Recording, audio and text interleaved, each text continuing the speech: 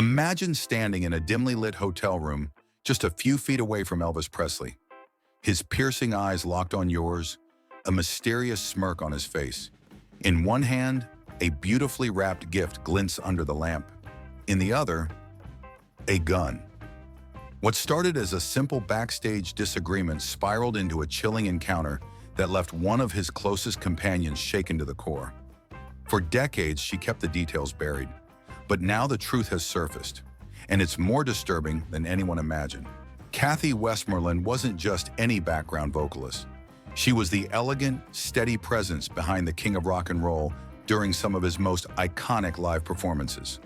With a voice that brought warmth and harmony to every stage, she had spent years touring with Elvis Presley, becoming not only a familiar face in his inner circle, but also someone he personally trusted. To the audience, she was part of the magic, graceful, poised, and always in sync with the rhythm of the show. But behind the curtain, far from the screaming fans and spotlight, things were beginning to unravel. It was the mid-1970s, a time when the Elvis Presley empire was still thundering across America, but cracks were starting to show beneath the glittering surface. Tour stops blurred into each other, rehearsals stretched late into the night, and what once felt like musical camaraderie began to feel more like emotional quicksand. Tension buzzed through the air like feedback from an untuned mic. Subtle at first, then harder to ignore. Whispers of frustration echoed backstage, and band members quietly exchanged glances that said more than words ever could. Something was off, and it was getting harder to pretend otherwise. Elvis himself had started to change. Once magnetic and lighthearted, he was now more distant, often retreating into strange moods. One moment he'd charm the room with a joke or a gift, the next he'd erupt over minor mistakes. Some said he seemed paranoid, others thought he was exhausted. But those closest to him, like Kathy, began to sense something deeper at play. His behavior grew erratic, laced with a volatility that made even the most loyal members of his entourage nervous. They tried to carry on, telling themselves it was just the pressure, just a phase. But it wasn't. And soon, something would happen that would shake Kathy to her core. It began subtly. Offhand comments during concerts passed off as playful teasing.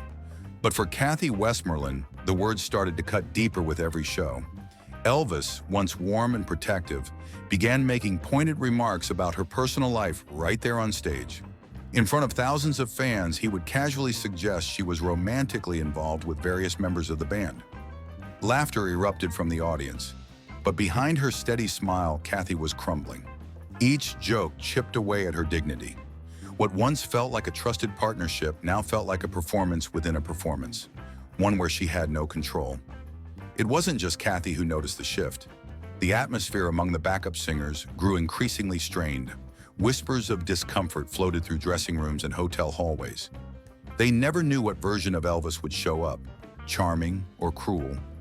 Tension laced every sound check, and rehearsals that once ended in laughter now dissolved into silence and side eyes.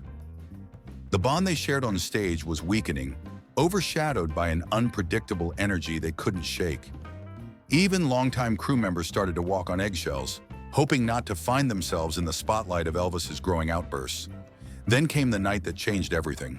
The moment Kathy heard her name laced with yet another humiliating jab, something inside her snapped.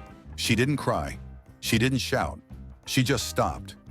As the show neared curtain call, she made a quiet but powerful decision. She wasn't going out there. For the first time in her career, she refused to take the stage. While the crowd cheered for the king, Kathy sat backstage, heart pounding, knowing her silence would not go unnoticed. It was an act of quiet rebellion, but one that carried serious consequences. Because when you say no to Elvis Presley, people notice. The band noticed. The audience noticed. But most importantly, he noticed. And in that moment, everyone around Kathy began to wonder the same thing. What would Elvis do next? The question hung in the air like smoke, thick with uncertainty. No one could have predicted how far things would go.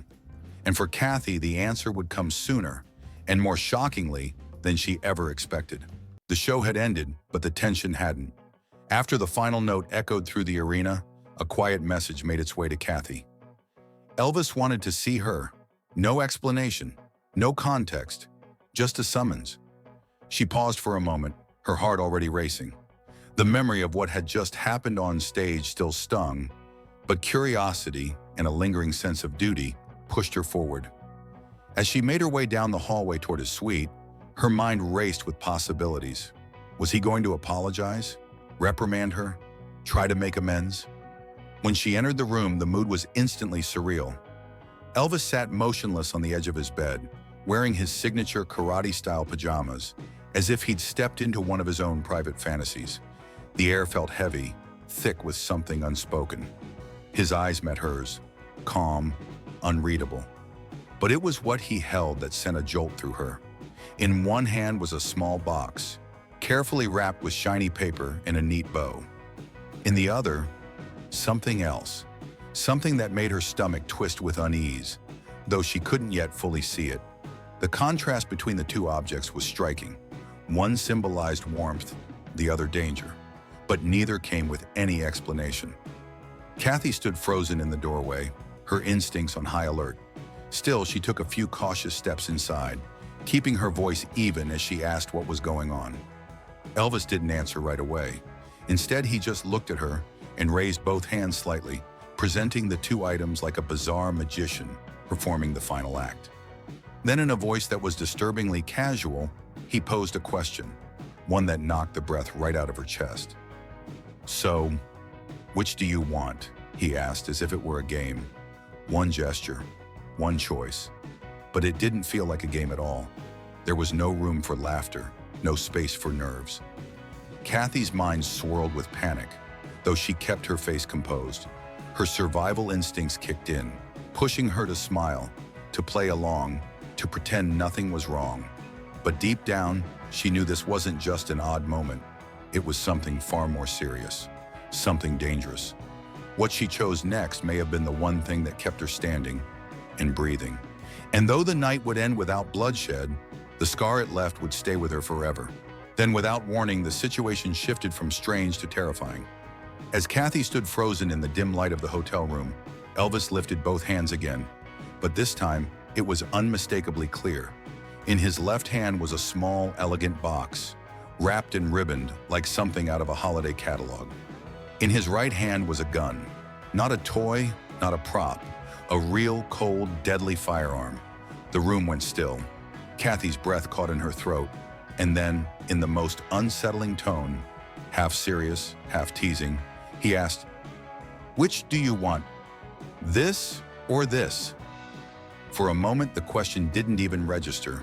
Her eyes flicked between the two objects, her mind scrambling to process what was happening.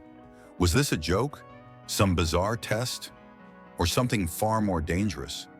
Kathy had been close to Elvis for years.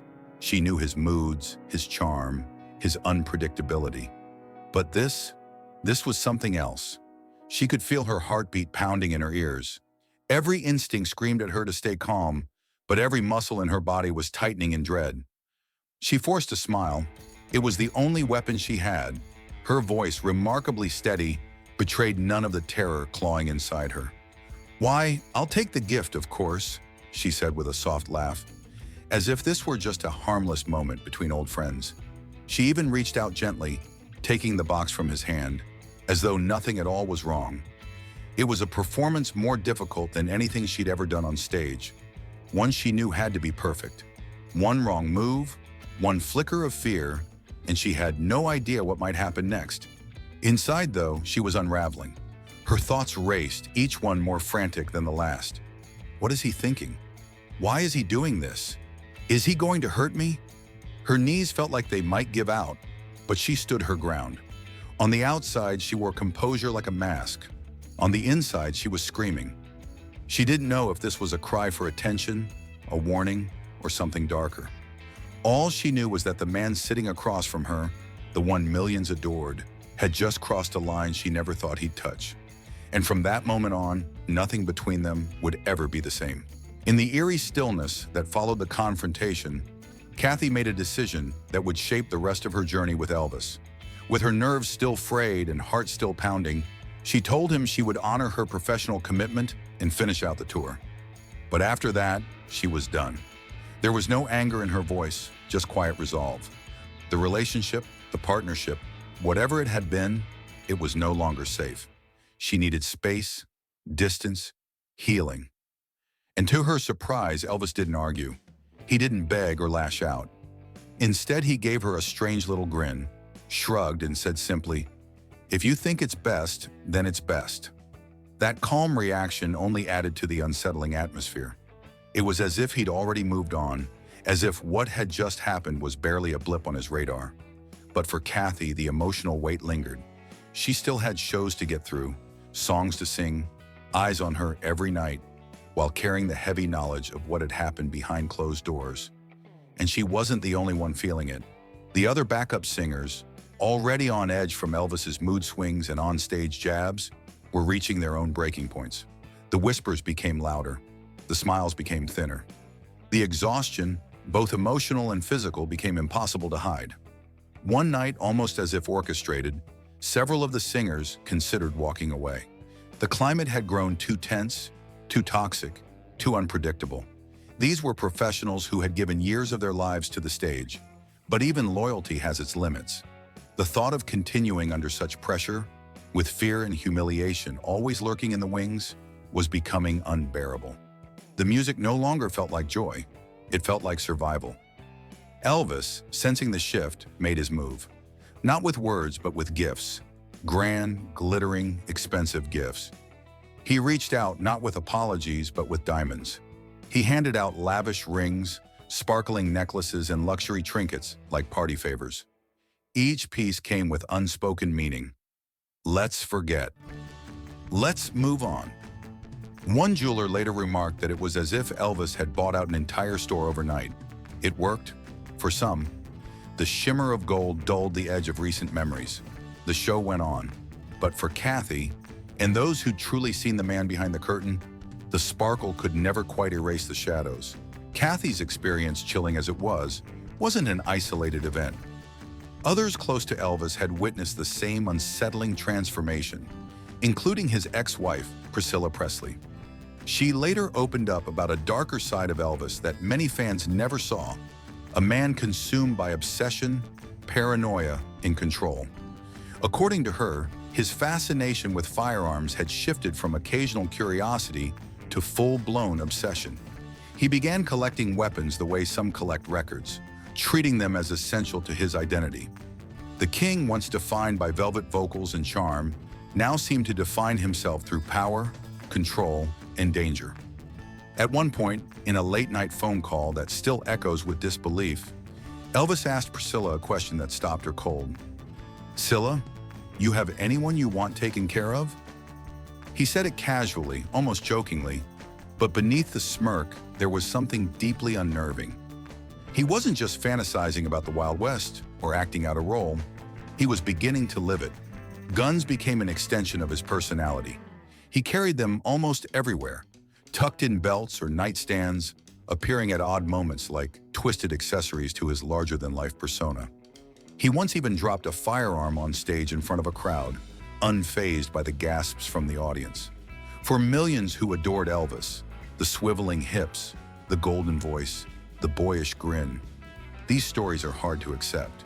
This version of the king doesn't fit the image they've treasured for decades. How could someone so beloved, so worshipped, have walked such a dangerous path behind the scenes? It's a truth many fans continue to grapple with even now. The glittering jumpsuits and love songs told one story. But behind the velvet curtain, another story was unfolding, one far more complex, far more troubling, and for those closest to him, unforgettable. He gave the world hit after hit, songs that defined generations, soundtracks to love stories, breakups, and moments frozen in time. Elvis Presley wasn't just a performer, he was a phenomenon, a cultural force that shook the foundations of music forever. But behind the glitz and the standing ovations, behind the rhinestone jumpsuits and stadium cheers, a different reality existed. One not filled with applause, but with fear. For some, being close to the king meant living in the shadow of unpredictability, where every day brought a new mood and every conversation could veer into something far more dangerous. When the very people hired to support you on stage, the ones who harmonize with your voice, travel by your side, share your spotlight, begin to feel unsafe, the question becomes impossible to ignore. Who was Elvis Presley, really? Was he the tragic hero, collapsing under the weight of fame and pressure? Or was he something more complicated, someone who began to believe he was above consequence? As the stories unfold, one thing becomes clear. The man who captivated millions also left some of his closest companions shaken and scarred. Now it's your turn to weigh in. After hearing these pieces of his hidden life, what do you think? Was Elvis simply trying to protect himself from a world he no longer understood? Or was he losing control, one decision at a time? Drop your thoughts in the comments. Let's talk about the man behind the myth and the line between genius and darkness that even legends sometimes cross. If this story made you see Elvis in a new light or left you with more questions than answers, don't forget to hit that subscribe button for more untold stories from music history. Give this video a like if you were surprised by what you heard, and share it with fellow fans who think they know the king. Most importantly, we want to hear from you. Head down to the comments and let us know your thoughts. Was Elvis trying to protect himself, or was he unraveling behind the spotlight? Let's start the conversation.